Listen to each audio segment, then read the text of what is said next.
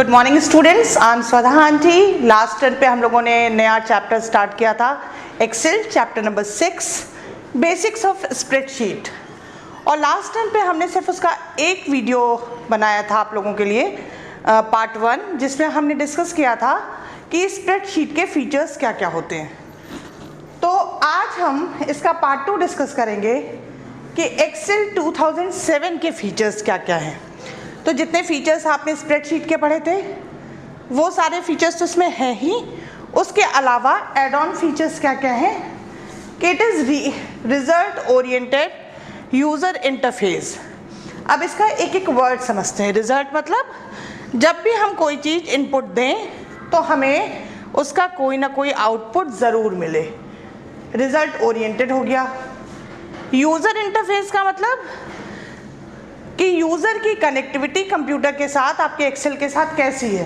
तो यूज़र जो भी इनपुट देगा उसका रिजल्ट आपका कंप्यूटर देगा। Next is more rows and columns. इससे पहले के जो कंप्यूटर में एक्सेल के वर्जन्स थे उसमें नंबर ऑफ रोज और नंबर ऑफ कॉलम्स की संख्या कंपैरेटिवली 15 से 20% के आसपास कम थी। लेकिन जैसे जैसे टेक्नोलॉजी एडवांस हो रही है, नए वर्जन्स निकल रहे हैं, वैसे वैसे क्या हो रहा है, सारे सॉफ्टवेयर्स अपग्रेड हो रहे हैं। तो जो एक्सेल का 2007 वर्जन आया है उसमें पहले के कंपैरिजन में रोज़ और कॉलम्स ज़्यादा हैं। और ये कितनी है, रोज़ आपकी हैं 1048576 और कॉलम्स हैं 16384। तो ये number of rows and columns हैं जो पहले के कंपैरिजन में ज़्यादा हो गए हैं। इसके बाद है मोर थीम्स एंड स्टाइल्स। तो पहले तो थीम और स्टाइल का मतलब समझ लीजिए।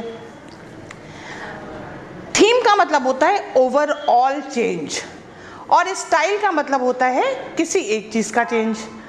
अब आप इसको ऐसे देखें कि मान लीजिए आपने अपने बाल कटाए तो आपने अपनी क्या चेंज की, हेयर स्टाइल चेंज की।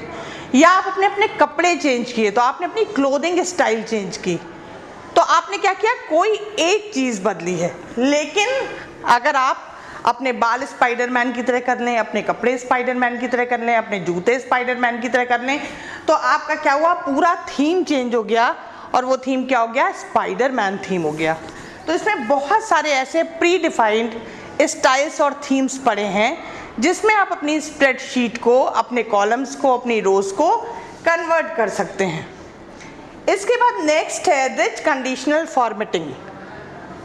रिच मतलब बहुत अच्छी, कंडीशनल का मतलब जहाँ पे हम कंडीशंस अप्लाई कर सकें कि ऐसा हो तो ऐसा हो जाए। तो कंडीशन में क्या है, कंडीशन में हम पहले से एक स्टेटमेंट लगा देते हैं कि जब ऐसा हो तब ऐसा हो जाए।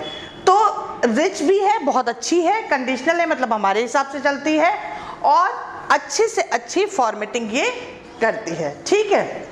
इसके बाद है इजी फॉर्मूला राइटिंग। अब यहाँ पे समझने वाली बात है कि फॉर्मूला क्या होता है।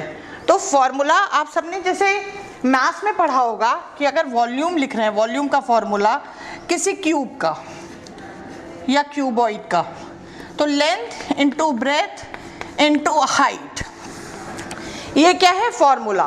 तो फॉर्मूला एक ऐसी इक्वेशन होती है जिसमें कोई भी वैल्यूज रख करके हम किसी तीसरी वैल्यू को फाइंड आउट कर सकते हैं। तो बहुत, ये जो एक्सेल की वर्कशीट है इसमें हम कैलकुलेशंस भी कर सकते हैं, बहुत सारे फंक्शंस डाल सकते हैं, खुद से फॉर्मूले डिराइव करके डाल सकते हैं। और ये फॉर्मूला लिखने का तरीका इसमें बहुत आसान सा है क्योंकि फॉर्मूले हम लिखते हैं in terms of cell address. अभी हम आपको बताएंगे सेल भी किसे कहते हैं। ठीक है। Then come sorting and filtering. अब ये दोनों टर्म समझिए। सॉर्ट करने का मतलब होता है किसी चीज़ को लो टू हाई या हाई टू लो में लगाना। जैसे आपके पास नंबर हैं 15, 2, 3, 26। आपसे कहा जाए कि इसको सॉर्ट करो तो इसको आप दो तरीके से सॉर्ट कर सकते हैं, असेंडिंग ऑर्डर में या फिर डिसेंडिंग ऑर्डर में। तो अगर आपने असेंडिंग ऑर्डर में लगाया तो 2, 3, 15, 26। और अगर आपने डिसेंडिंग ऑर्डर में लगाया तो 26, 15, 3, 2, ये हो गई सॉर्टिंग। पर फिल्टरिंग का मतलब क्या हुआ जैसे आपसे कहा जाए कि इनमें से वो नंबर निकालिए जो सिंगल डिजिट के हैं, तो आप क्या करेंगे, इसमें से सिंगल डिजिट के नंबर फिल्टर करेंगे। फिल्टर का मतलब होता है किसी छन्नी से पास करना। आप सब फिल्टर का मतलब जानते होंगे। फिल्टर मतलब होता है छन्नी, जिससे कोई चीज़ पास होकर के जाती है। तो जब आप छन्नी से किसी चीज़ को छानते हैं तो कुछ चीज़ें छन्नी के ऊपर रह जाती हैं और कुछ छन्नी के नीचे निकल जाती हैं। तो आपको क्या छन्नी के नीचे निकालना है, इसमें से वो नंबर जो सिंगल डिजिट के हैं, डबल डिजिट के नहीं है। तो डबल डिजिट वाले नंबर फिल्टर के ऊपर रह जाएंगे और फिल्टर होके सिंगल डिजिट वाले नंबर निकल करके आपको रिजल्ट शो कर देंगे। तो ये आपके फीचर्स हो गए एक्सेल 2007 के।